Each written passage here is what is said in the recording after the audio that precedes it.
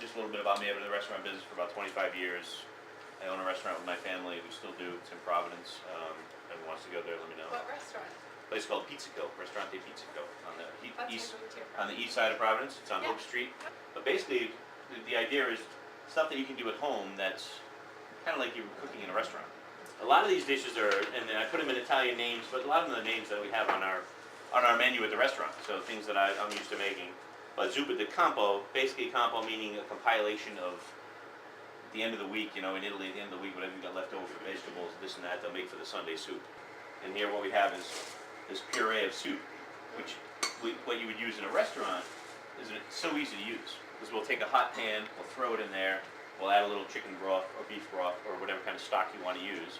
Again, the key is having hot pans, because I would take a little bit of this, put it in the pan. That pan is super hot. And we're just going to heat it up and add a little wine. Let's get that wine if you're going to have it, right? And that's going to be our main liquid. And you're going to let that bubble up.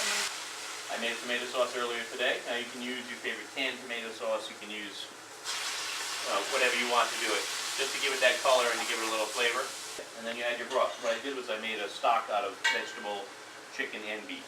I like to do a combination of all. You can do whatever you want to do. As far as any broth will work. Just never use water. This dish, in Italy what we did with this was you used all the vegetables, and you either threw in beans, or you threw in meat, or you threw in whatever you wanted to be as a protein. In this particular one we use beans. But basically what we're doing tonight is working on sauces and reducing sauces, which is the easiest thing to do if you do it the right way. If you have two burners, that's all you need. And you get one pan that's hot and one pan that's not, and you switch back and forth between pans. Don't just boil it for a long time. You take the actual sauce or the soup, and this pan is super hot, and just pour it in there. And it's going to make a mess. It's a little easier in a restaurant when you get someone cleaning up after you, but when you're at home. But it's going to make a mess. But that's how you reduce the sauce, by going back and forth between pan and pan. Because basically when you put it into that hot pan, because this pan's going to heat up a lot faster, there's nothing in it. When you put it in that hot pan, the condensation factor is just going to shoot everything up. So you're going to lose a lot of the moisture, which is going to break down the sauce and it's going to reduce it faster. All right, we're going on to what we call pollo fagioli, which is chicken with beans. Really, the key is just using the freshest stuff and whatever you like. Be creative when you're cooking. You don't have to follow a lot of rules when you're cooking. With this dish, it's garlic, it's peppers, it's onions. There's just a richness to it that you can only get by cooking it that fast. You can't cook it over a long period of time. You don't need to, but that's why you need the hot pan. The reason we pound chicken, and especially restaurants, there's a couple of reasons. The number one reason is it cooks a lot faster. And you don't have to overcook it to give it the flavor and give it the texture without drying it out. But again, you want to just give it a couple of good whacks. We're going to heat up a little oil. Do the old classic, you're going to put it in flour first. And then you're going to put it in the breadcrumb. You really want to go crazy, buy some old bread and make your own breadcrumbs, but that's pushing it. What we're doing here is we're going to crisp it. We're not completely cooking the chicken in the oil. What we're going to do is we're going to brown it, and then we're going to finish it in the oven. Okay.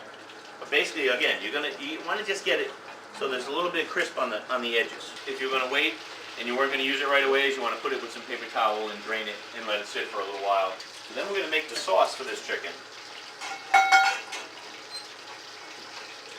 The main ingredients here is the cannellini beans, but the flavors of the peppers and the garlic that really add to that. So what we're going to do, and a lot of the sauces you'll see me make if you come to any other classes too, always have a little olive oil. I have some garlic here. Then we're going to add our beans. I'm going to add a little salt and a little black pepper. Always have a pepper grinder because really I'm a pepper fiend. I love pepper. We're going to add our peppers.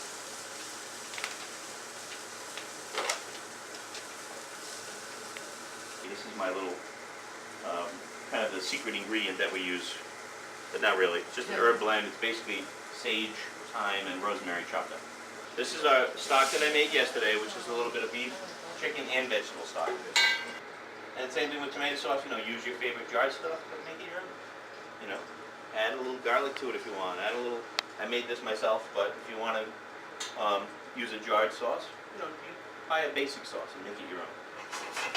We have a great selection at the Tisbury Farm Market.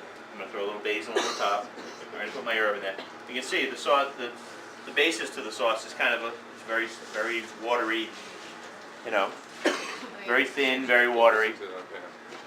Don't ever be afraid of the pan getting too hot, because it's not going to get too hot. That sound right there is music to your ears if you're in a restaurant.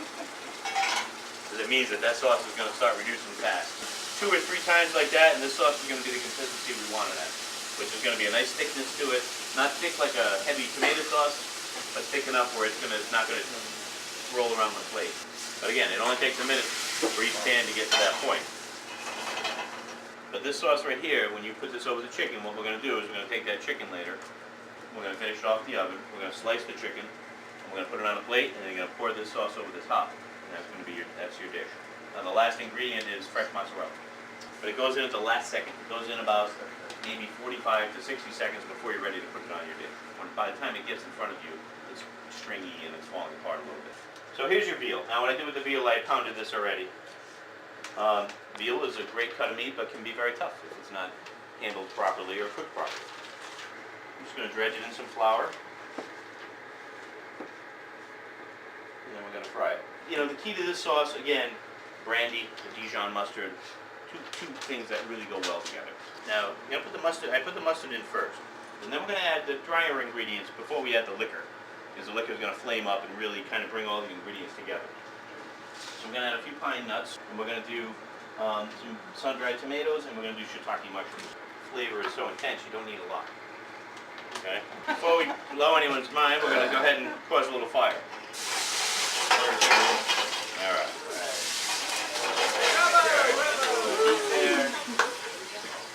While that's burning, we're going to throw in our shiitake mushrooms. And I'm going to put a little garlic in. Now, I didn't put the garlic in first because I really don't want the garlic in this sauce to brown up. Now, in this sauce, you know, you definitely recommend a veal or a beef stock to the sauce. And I got the hot pan ready to go. So in order to put it down, I'm going to go like this. I'm going to move it back and forth really to get that Dijon mustard moving around because it will stick to the bottom of the pan a little. And before the sauce is over, or before we're done with the sauce, we're going to add a little basil and a little bit of our herb mix. It'll really get a thickness to it that will stick to the meat. So it'll soak into the meat, which gives it the flavor. We're going to cook when you're doing something that doesn't require breadcrumb or anything like that. You're really just doing it for a second. You're basically just holding in the flavor. And we're going to move it right to the sauce. And that's going to finish cooking in the sauce. Again, now this pan right here is real hot. That in itself is going to reduce that sauce quite a bit. And again, now the veal's in there, so it's going to add more flavor to the sauce, and it's also going to absorb the flavor. So when you taste that veal later, it's going to be so tender, it's just going to melt in your mouth. See, now the difference between this sauce now and when we started is, I don't know if you can see, but it definitely got, and you can smell it. It smells good. Now the next one is the salad, which I haven't really done anything for, because salad is something you need to do fresh, and you need to throw together when it's ready to go. The only thing with this salad that we're going to need to prep up and cook on the stove is the scallops. Scallops are the most overcooked item in the seafood family. Scallops should be cooked medium rare. They should be. They really need to be medium rare. We're going to have to chop up the lettuce, we're going to have to chop up the radicchio, but the other stuff's already prepped and ready to go. We're going to plate the salads, and then we're going to make the scallops to put over the top. We're also doing asparagus on that salad, which I have prepped and ready to go. You know, everyone kind of has their preference. I like my asparagus where it's just getting a little black on the end. It's just a little bit, you know, so it's still crisp, but it's just got that charred flavor to it. As far as the marinade goes here, it's just olive oil, garlic, salt, pepper. That's it. And we're going to throw that right in the oven here. I'm going to do that right now, actually, and it's going to take 20-25 minutes. I'm going to throw that right in our convection oven now. So basically, I'm going to go ahead and make the dressing that I make. What I always do is start with my oil.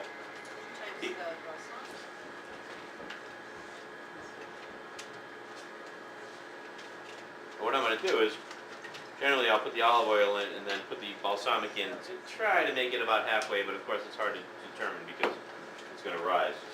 And then I add my secret little mixture here, which we all know what it is now. It's not really a secret. The key to knowing that it's done is going to be how it goes down on the bottom. I I kind of lucked out and made that the way I wanted to make it. But a lot of times what you do is you'll shake it up and it'll just kind of go right down real quick. Okay, you know you need more oil there. It's not thick enough. But basically what you want to see is that. You want to see a cloud slowly go down the bottom. And just keep shaking it up. And you'll see when you taste this. The flavor is just phenomenal. And again, now this, like you said, it's a tart dressing.